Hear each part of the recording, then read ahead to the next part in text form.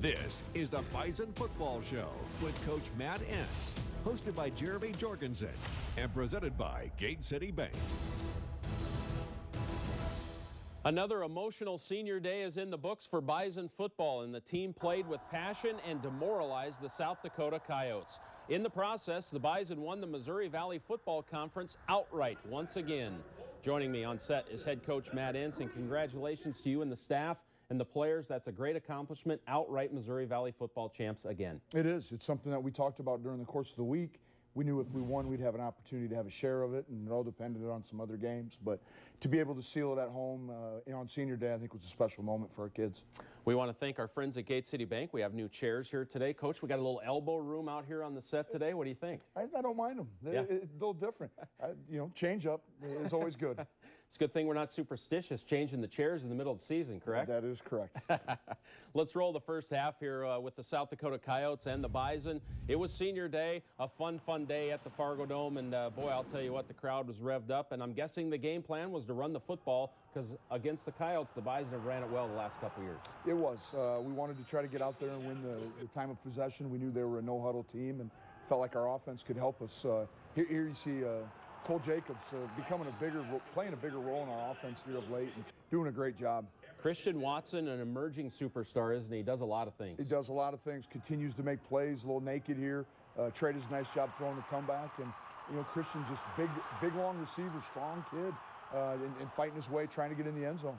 8 plays, 84 yards. You score a touchdown here. That's a statement on the opening drive. That's what we talked about. We needed to have, touchdown early and then try to get off the field on defense, and we got both of our goals accomplished.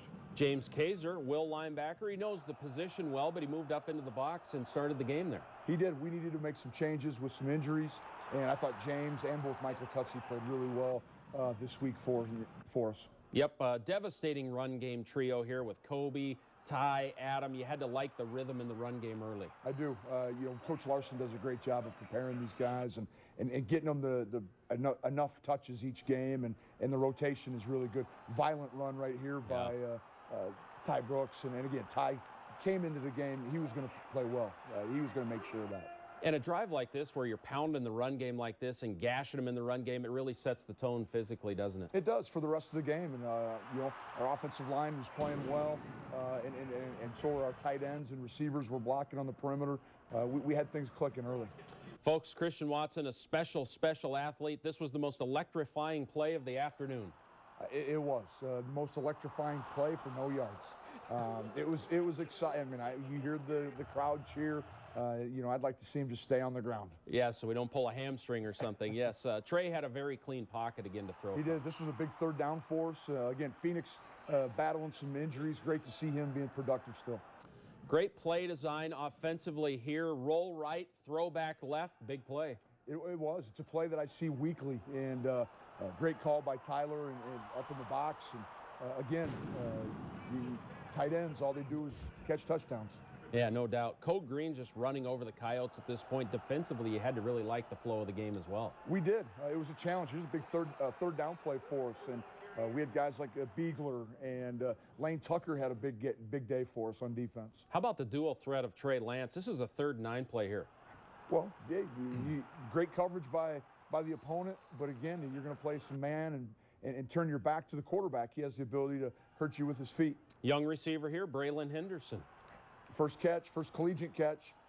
He's been working with us all year, and just a matter of time before we start utilizing him, but excited for him. You see a lot of guys getting on him right there. In the route running process, Christian Watson just runs by defensive backs. He does. This was a post, and then he took the top off, and again, he just has such great separation. 28-0 at this point. The Coyotes have been trying to run the football a little bit more this year than they have in the past to maybe slow the tempo down just a touch. They like to go up tempo, and Kai Henry's a decent back. He's a good back. We kind of busted the run fit here. Great energy by our guys just to get him down. So there are always things that we can continue to improve on.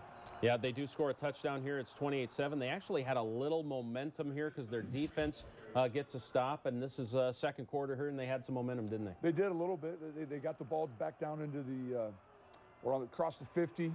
There was an incompletion. This was a 50-50 ball. You wish you could have played a little bit differently, but we were able to prevent any points from late in the second half. Yeah, they got a big play here, but he bobbled it. They reviewed it, and he just didn't have possession, did he? So it was a good play at the end there to disrupt it. It was. He got us in a 4-by-1 coverage that we were a little bit soft on the edge, and it was good for the Bison that he was still bobbling the football. Yeah, no doubt. So they didn't get any points out of that. So it ends 28-7 at halftime there. You see on our NODAC Insurance scoreboard, total yards 182 to 422 for the Bison. Passing yards 243 to 66. 28-7 the score at halftime. Before we get to the second half, let's discuss Adam Cofield and Would You Rather. This is Would You Rather with the 2019 Bison, presented by Gate City Bank. Would you rather go fishing or hunting? Fishing, definitely. Would you rather go skydiving or cliff diving? Skydiving. Would you rather go camping or stay in a hotel? Hotel. Would you rather shovel snow or swat mosquitoes? Shovel snow. Would you rather swim in a pool or a lake? Pool. Would you rather drive or fly when you're going somewhere? Fly. Would you rather walk 10 miles or go to the dentist? Go to the dentist. Would you rather bite your tongue while eating something or step on a Lego? That one's hard. I'll probably say step on a Lego. Yeah. Would you rather sit on a beach or a cruise ship? Beach. Would you rather confront an alligator or a bear? Alligator. Would you rather be thirsty or hungry? Hungry. Would you rather sit in a tractor all day or an office? Definitely office. Okay. Would you rather watch a movie at home or go to the theater? Movie at home. Would you rather drink coffee in the morning or juice? Juice. Would you rather own a fancy house or a fancy vehicle? House.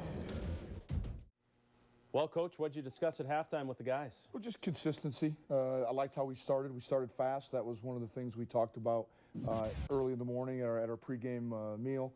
I just wanted to see us not have any slumps, and we've had a few of those during the course of the year, so just trying to better ourselves, and then we did that. Offense came out, we scored, and really got things rolling again in the second half. Yeah, no doubt about it. Let's break it down, look at the second half here, and boy, the running game continued to roll. The offensive yards continued to pile up, and the very first play of the third quarter, Ty Brooks, a big run, 48 yards. Yeah, and an electric run, making guys miss, and then putting a foot in the ground. Had a great week of practice, continues to be a good leader, doing all the little things that we need, even in protection. Ty's a special player for the Bison. You know, overall, just gashing them in the run game here in the third quarter, weren't you? We did, and a lot of it was on the perimeter run game. Trying to get off the edge, C-gap run, some stretch. Did a nice job, everyone involved. Hunter Lupke, just a powerful kid, isn't he? He is, and we see it every day. He's a big, strong kid, super excited here. I don't know if he really quite knew how to celebrate. Austin Simmons is a nice quarterback for South Dakota, isn't he? Oh, he is. Everything they do runs through him, and especially we kind of talked about that on the sidelines. When they got down, we knew that we were going to have to defend quarterback run game and a lot of quarterback scramble in the second half. No Cole Karch, but the defensive line was very active. They did a great job. Spencer Wagee played most of the game inside at defensive tackle to kind of shore that up. We had some other, Lane Tucker played well. The Mostart boys, yep. Will played and did well for us. You know, Kobe Johnson has great feel, doesn't he? Just something out of nothing on a lot of plays. Yeah, he just stretched it to the perimeter and then, had opportunity or saw a window and punctured it and got north and south and gained about 12 yards on that carry. Did you see a lot of opportunity on the perimeter in this game? We did. We felt like, especially when they started playing, some off and their lever players weren't great in their quarters or their man-free look. Good to see Ty Brooks get in the end zone again. It was a fun day for him. It was. Senior day, we knew he was ready to go. I made a comment yesterday that I thought, I could tell in pregame meal he was amped up and excited for the game. Well, you guys found Lane Tucker in Wyoming, and he's starting to develop into a nice player. He's doing a great job. Nick Gazer does an outstanding job with those D tackles, and it was good to see Lane start to really play well for us. And Tony Pierce coming off injury. Good to see him out there. First collegiate sack right there, and that was big. Exciting to see those young players making plays for us. You know, another player coming off injury, Zach Mathis. Looked like it was a serious injury earlier in the season, but good to see him back. Back and took a huge hit right there on the sideline. Held on to the football. I believe that was getting a first down for us, so critical catch. I got a new name for Hunter Lupke. He's a raging bull. It's just fun to watch him. He is. You know, we saw in high school, he carried the football, 80-plus touchdowns in high school. We knew he could do it, and he a ton of energy. Yeah, love it. And he can catch the football as well. He's got good hands, just a good athlete. He is, and he fits into what we want to do offensively, and he has the right mindset for it, too. He's a big physical kid. Well, Will Mostart is a true freshman. He's playing. He's played 4 games now, and he's been producing, hasn't he? He has, and he's done a great job. And here we got a little ET game up top and his first collegiate sack, and I know he's excited, and all the people from Lakeville are excited. You know, 4th and 2, they're moving the chains a little bit here against the backups. Yep. You know, we still need to continue to produce. We tried to bring a zero pressure, and, you know, unfortunately that we let them in the end zone here. Would have liked to have kept them out, but our kids are playing hard, and it was good reps for our young guys. Yeah, no doubt about it. Every rep is important to develop and continue to get better. They do get a touchdown here, but it's 49-14 at this point. Always learning, though, the younger players, aren't they? Oh, they are, and they probably, you know, more calls, more things they can do, which will help them in the long run and help the Bison over the course of time. How'd you think Zeb Nolan did in his reps? Really good. Zeb does a great job of preparing each week. He helps Trey in his preparation. And when we put him in, we anticipate the offense just continues to click. You moved DJ Stewart to running back, and, you know, this kid is an electrifying athlete from a big-time program. He at Kimberly, Wisconsin. When he was there, they won 5 straight state championships. Probably the premier football school in the state of Wisconsin. There you see Bob Nielsen and you exchanging pleasantries after the game. I know Coach Nielsen means a lot to you, so good to see that handshake there. I'm sure it meant a lot. 49-14 the final on our Nodak Insurance scoreboard. There you see it, 700 total yards for the Bison after 690 last week. The rushing yards, 419. That's a season high for the Bison. Let's hear what the players had to say after the game. It's a testament to this program and where we came from. And, I mean, Coach made a comment that some of these guys were like in 2nd grade when this run started. So, you know, it's really cool. I mean, we've had so many good players to come through in the last, you know, 9 years, and to keep this tradition going, it was our #1 goal for the year, and to accomplish that today was really big. The Rams up front, obviously dominating, really took over. I honestly, just the physicality that they bring every single week, and wanted to emphasize this week, especially for Zach Johnson and the rest of the seniors, just really taking over. Their energy got me going today, honestly, waking up at breakfast and seeing the look in their eyes, just the energy and the fire that they bring each and every week and each and every day to practice. You know, going into today, we knew that the majority of the time we were going to have 6 DBs on the field, and I don't think you'd see many games with that. But, I mean, Tutsi and Kaiser, you know, learning the linebacker position and playing how they did today, that's a testament to who they are and how good of football players they are and how smart they are. Love listening to James talk. Great kid there. Wanted to honor a senior for our player of the game, and the crowd favorite, hometown kid, made the decision real easy. Ty Brooks has a contagious personality, and the young man is playing with passion. The player of the game, presented by Nodak Insurance Company. The Bison rushed it for 419, and Brooks led the way with 128. Many of the runs were physical and had the wow factor. Ty's a fun conversation live, but apparently has a solid texting game as well. I sent Coach Roll a text. I think I caught him off guard with what I said. I sent him the same text before South Dakota State and had a pretty good game that game too. So he was probably like, after the game, he's like, you need to send me those texts every week. You know what I mean? So, but yeah, I was ready to go since I woke up. What's not to love about Ty? He just has a great personality. He's fun to be around. Oh, he's great, and he's a great. He's in the locker room, off the field, on the field, practice field. He brings energy. He's going to tell you the way it is. If he doesn't think you're practicing well, he's going to address it at that moment. And so to see him when he got here as a freshman until now being a 5th-year senior, he's grown, he's matured, and he's been a special Bison and a real huge asset to us offensively. What'd the players think of old Snorty on the helmet? We got the old Snorty helmet right here in front of you here, and it was kind of a cool look. It was. Our players were excited. We didn't tell them until Friday at walkthrough. We tried to keep it secret. The captains made the decision, or some of the seniors. I gave some early information too. I wanted them to decide if we were going to wear it. It was their week, their day, and they were all for it. And I told some of our administrators it's going to be our players. I don't know if they're going to want them to take them off now. No Jabril Cox. Any update on him? How do you feel about him moving forward? Hopefully, he'll continue to rehab, and Yep. I'll talk to our medical staff today and kind of see where he's at. I think he's tried to run a little bit, and then hopefully we can take it day by day, and hopefully we see the light at the end of the tunnel shortly. Coach, the offensive production by the Bison in conference play has been impressive. I think there's some good defensive lines. I think there's some good football teams in this conference. And you look at what your team has done offensively, you just basically road graded every team in the conference so far. Look at the rushing yards. Offensive production has to thrill you right now. Oh, we're doing a great job of attacking the entire field with our pass game, with our play action game. Our run game continues to be solid. I mean, that's who we are. First and foremost is we're going to continue to establish that run game and make sure that can help set up some of our pass game as well. But we have some big weapons that we need to utilize. The Christian Watsons, the Phoenix, Jimmy Kaporis are just a few names. And then you saw young guys like Hunter Lupke getting involved. So I know the offensive staff has fun putting together a game plan. Let's look at Hunter Lupke a little bit more and learn more about this kid. We've talked about him a couple times, but what a talented young football player he is. Definitely, extremely talented. And we've started to utilize him here. You see him in the backfield in what we call our Delta look. He has played on the line of scrimmage. He plays off kind of in that traditional fullback position. He can block, he can catch. He's done a lot, and we're going to continue to utilize him because we can create mismatches with DBs and with backers because of how versatile he is.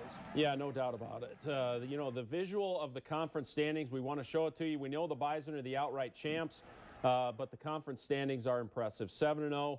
You look at, there's a logjam right behind the Bison at 5-2, 4 teams there. Illinois State in a good spot with the head-to-head against South Dakota State. But again, congratulations to you and the staff, and that has to make you feel great seeing that up. Oh, it does, and you're right. So a lot of kudos to the staff. Those guys do an outstanding job of putting together our game plans weekly. Our players having the focus that it takes, not over just an 11-game season, but now a 12-game season. They've done an outstanding job. And then, of course, the transition with some new coaches and things. It's been really seamless for me and for our players. Coach, you did a book club in the off-season. I want to be a part of this. We have a great story for you. You're going to want to see it. It's pretty fun. Stay with us. The leadership structure and culture in the Bison locker room is legendary. They are always looking for ways to develop the culture. This summer, they tried a new bonding activity that uncovered something extraordinary from a New Zealand rugby team. Today's Bison football feature story is presented by Olaf Anderson Construction. This summer, 10 Bison football leaders were a part of a book club. Usually when you're thinking football players, you don't think of a book club involved in that. But Coach thought it was a good idea, and all the older guys said, let's do it. Sounds great. And it got Ty Brooks, who, by his own admission, isn't exactly a book guy, to get reading. Yeah, I don't read. I think the last book I read before that was The Magic Treehouse, probably back in like 2nd grade. The group read a book titled Legacy, What the All Blacks Can Teach Us About the Business of Life. They're probably the closest thing to our program and just what they've done and the success that they've had and the success that they keep maintaining. And the book chronicles the New Zealand National Rugby Union team. Everybody's going to say it, but when you're reading it, there's so many things that parallel with what we do here, what we say, and just how we act around here. You probably could have put the word Bison and NDSU in there, and nothing would have changed just because of the similarities that they had. And so you saw a lot of the stuff that they did in their program kind of reflect in our program. You know what I mean? So it was just cool to kind of see it from a different perspective and how successful they were, and it kind of is why we're successful here too. It was really cool how similar the programs were, and I think we took a lot out of it as a leadership group, and we tried to use it as this season's gone on. The players met with Coach Entz a couple times to discuss themes in the book, like this story Derek Tusker recounts. There's a chapter in the book that it says sweep the sheds. So nobody's too big for the little chores, cleaning out locker rooms, stuff like that. And you see that here. There's anybody, you can walk in the locker room right now and there's probably somebody picking up somebody else's trash. All of the guys we spoke to said it was a good learning experience, and it reinforced their views on what it means to be a part of the Bison football program as they get set to hand it off to the next senior class. For the Bison Football Show, I'm Alex Egan. Coach, I didn't know you were a rugby connoisseur. Well, I don't know if the rugby, it was more the message that was Yeah. included in the book that I was looking for. Book club was a success then. It was. I think it was twofold. One, it gave me a great opportunity to interact with a number of guys that maybe I didn't know as well because they weren't in my position group for the last 5 years, or they were an offensive player. But two, I wanted to reemphasize or make sure that these kids understood just because there was a new head coach didn't mean that we were changing anything. We're trying to make sure that the things that have made Bison football special are going to continue, and I thought this was a great way that we could continue to push those things forward. Yeah, no doubt. Hey, Winona, Minnesota has provided a talented young defensive back to the Bison. Terrell Hall is one to watch from this past recruiting class.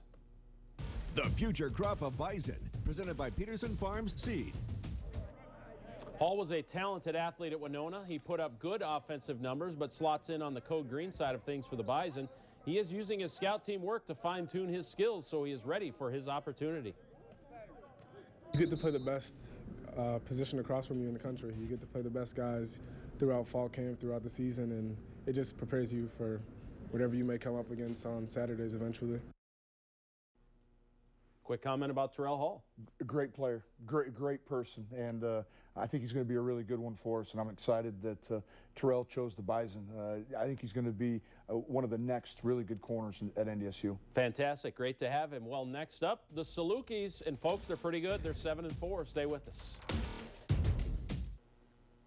Well, next up, the Southern Illinois Salukis, and they're pretty darn good, Coach. They're 7-4. They're in playoff contention. They are. I think I haven't watched a ton of film on them. They've done a great job offensively running the football.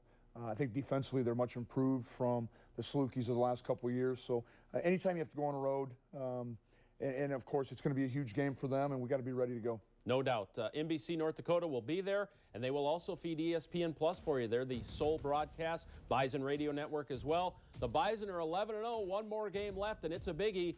Enjoy it, everybody. Have a good week.